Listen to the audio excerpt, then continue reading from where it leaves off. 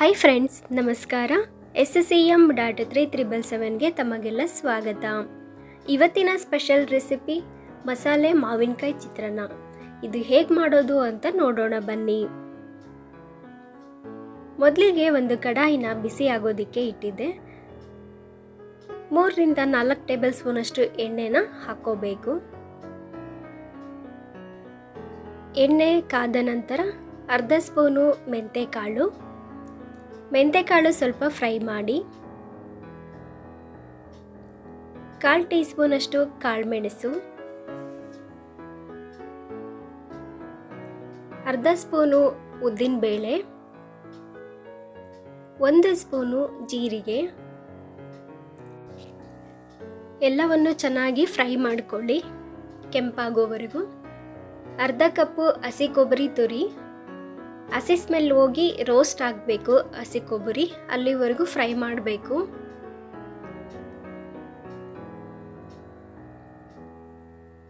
ಖಾರಕ್ಕನುಗುಣವಾಗಿ ಖಾರದ ಪುಡಿ ಬದಲಾಗಿ ಒಣಮೆಣಸಿನಕಾಯಿನೂ ಸಹ ಉಪಯೋಗಿಸಬಹುದು. ಸ್ವಲ್ಪ ಅರಿಶಿನ, ಎಲ್ಲನೂ ರೋಸ್ಟ್ ಆಗೋವರೆಗೂ ಫ್ರೈ ಮಾಡಿ ಸ್ಟವ್ ಆಫ್ ಮಾಡಿ ತಣ್ಣಗಾಗೋದಕ್ಕೆ ಬಿಡಬೇಕು. ಒಣಮೆಣಸಿನ್ಕಾಯಿ ಬ್ಯಾಡಗಿ ಮೆಣಸಿನ್ಕಾಯಿನೇ ತಗೋಬೇಕು ಈ ಮಸಾಲೆಗೆ. ತಣ್ಣಗಾದ ನಂತರ ಒಂದು ಮಿಕ್ಸಿ ಜಾರ್ಗೆ ಹಾಕ್ಕೊಂಡು ಸ್ವಲ್ಪ ನೀರು ಹಾಕಿ ಪೇಸ್ಟ್ ಮಾಡ್ಕೋಬೇಕು. ಈಗ ಅದೇ ಕಡಾಯಿಗೆ 4 ರಿಂದ 5 ಟೇಬಲ್ ಸ್ಪೂನ್ ಅಷ್ಟು ಎಣ್ಣೆನ ಹಾಕೋಬೇಕು.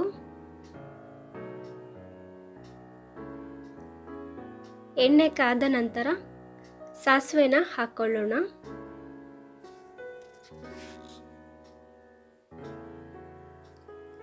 ಸಾಸಿವೆ ಸಿಡಿದ ನಂತರ ಉದ್ದಿನ ಬೇಳೆ 1 ಟೇಬಲ್ ಸ್ಪೂನ್, ಸ್ವಲ್ಪ ಕಡಲೆ ಬೀಜ ನಿಮ್ಮ ಇಷ್ಟಾನುಸಾರ. ಕಡಲೆ ಬೀಜ ಕೆಂಪಾಗೋವರೆಗೂ ಫ್ರೈ ಮಾಡ್ಕೋಬೇಕು. ಶೇಂಗಾ ಕೆಂಪುಗೆ ಫ್ರೈ ಆದ ನಂತರ ಒಣಮೆಣಸಿನ್ಕಾಯಿ 3, ಸ್ವಲ್ಪ ಕರಿಬೇವು ಸೊಪ್ಪು,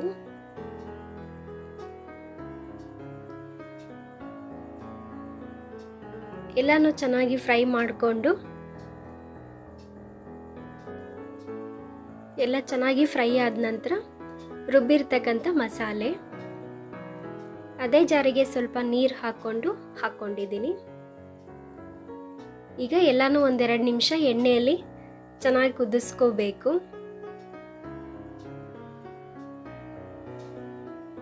ಒಂದು 2-3 ನಿಮಿಷ ಚೆನ್ನಾಗಿ ಫ್ರೈ ಮಾಡ್ಕೊಂಡ ನಂತರ ಎಲ್ಲ ಚೆನ್ನಾಗಿ ಕುದ್ದ ನಂತರ ಮಾವಿನಕಾಯಿ ತುರಿನ ಹಾಕ್ಕೊಳ್ಳೋಣ. ಹುಳಿ ಮಾವು ಆದರೆ ಅರ್ಧ ಮಾವಿನಕಾಯಿ ತುರಿ ಸಾಕು. ಹುಳಿ ಇಲ್ಲ ಅಂದರೆ 1 ಮಾವಿನಕಾಯಿ ತುರಿನ ಫುಲ್ ಹಾಕ್ಕೊಳ್ಳಿ. ಎಲ್ಲನೂ ಚೆನ್ನಾಗಿ ಮಿಕ್ಸ್ ಮಾಡಿ ಮಾವಿನಕಾಯಿಯಲ್ಲಿರ್ತಕ್ಕಂಥ ಹಸಿ ಎಲ್ಲ ಹೋಗಬೇಕು, ಅಲ್ಲಿವರೆಗೂ ಫ್ರೈ ಮಾಡ್ಕೋಬೇಕು. ರುಚಿಗೆ ತಕ್ಕಷ್ಟು ಉಪ್ಪು, ಸ್ವಲ್ಪ ಬೆಲ್ಲ ಕರಗುವವರೆಗೂ ಚೆನ್ನಾಗಿ ಫ್ರೈ ಮಾಡ್ಕೊಳ್ಳೋಣ. ಈ ಗೊಜ್ಜು 2-3 ದಿನ ಬೇಕಾದರೂ ನೀವು ಎತ್ತಿಟ್ಟು ಯಾವಾಗ ಬೇಕಾದರೂ ರೈಸಿಗೆ ಕಲಿಸ್ಕೋಬಹುದು. ಚೆನ್ನಾಗಿ ಎಲ್ಲ ಎಣ್ಣೆಗೆ ಹಸಿ ಅಂಶ ಎಲ್ಲ ಹೋಗೋವರೆಗೂ ಕುದಿಸ್ಕೊಂಡಿದ್ರೆ 2-3 ದಿನ ಏನೂ ಆಗೋದಿಲ್ಲ. ಈಗ ಅನ್ನನ ಸೇರಿಸ್ಕೊಳ್ಳೋಣ. ಇಷ್ಟು ಗೊಜ್ಜಲ್ಲಿ 4 ಜನ ಊಟ ಮಾಡಬಹುದು. ಗೊಜ್ಜಿಗೆ ಎಷ್ಟು ಹೊಂದುತ್ತೋ ಅಷ್ಟು ಅನ್ನನ ಮಿಕ್ಸ್ ಮಾಡ್ಕೊಳ್ಳಿ. ಅನ್ನ ಬಿಸಿದೇ ಆಗಬೇಕು ಅಂತ ಏನಿಲ್ಲ. ರಾತ್ರಿ ಉಳಿದ ಅನ್ನ ಇದ್ದರೂ ಕೂಡ ಈ ರೀತಿ ಗೊಜ್ಜು ರೆಡಿ ಮಾಡಿಕೊಂಡು ಮಿಕ್ಸ್ ಮಾಡ್ಕೊಳ್ಳಿ, ಚೆನ್ನಾಗಿರುತ್ತೆ.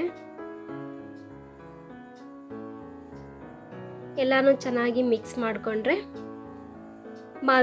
ಮಸಾಲ ಮಾವಿನಕಾಯಿ ರೈಸ್ ರೆಡಿ. ಇವತ್ತಿನ ಈ ರೆಸಿಪಿ ನಿಮಗೆಲ್ಲ ಇಷ್ಟ ಆಗಿದ್ದರೆ ಪ್ಲೀಸ್ ನನ್ನ ಚಾನಲ್ನ ಸಬ್ಸ್ಕ್ರೈಬ್ ಮಾಡಿ.